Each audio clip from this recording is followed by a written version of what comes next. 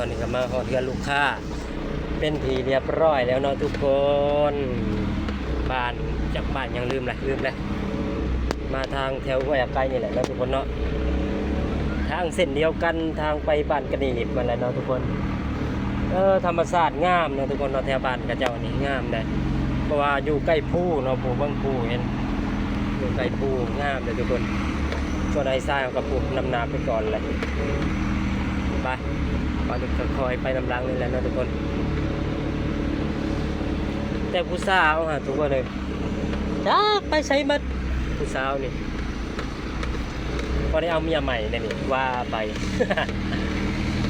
ผู้สาวกันก็เห็นเนาะว่าเป็นผู้สาวกันแต่คนเราเรียนหลังนี้นะทุกบางทีไม่ได้เคยมาจับเถื่อนะไม่ได้เคยแนมเห็นจับเถื่อเลยทุกคนบ้านเนาะเราผักอยู่แล้วแต่ผู้สาวบ่มีผู้สาวอะไรผู้สาวบ่นี่ทุกคนอยู่เพื่อนผมไป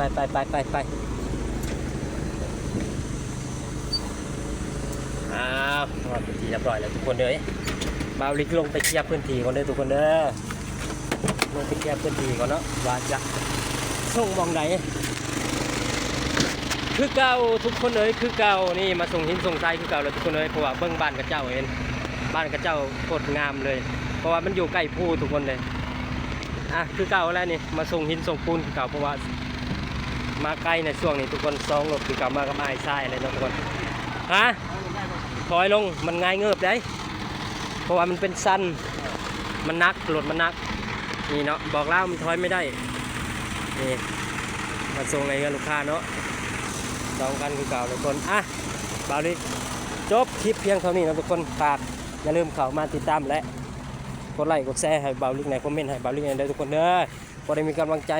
สร้างคลิปต่อนะทุกคนเนาะอย่างไรก็ฝากอีกสินค้าหนึ่งนะทุกคนเด้อแล้วก็ฝากอีกสินค้าหนึ่งเป็นสาวน้อย14ใส่ปัวเจ็บท้องน้อยรีหมดออกมาลงเป็นลงขาวผู้ใดนอนบ่รับกินบ่แซ่บกะฝากอุ่นนุนใดเด้อทุกคนเด้อบ่าวลิกขอจบคลิปก่อน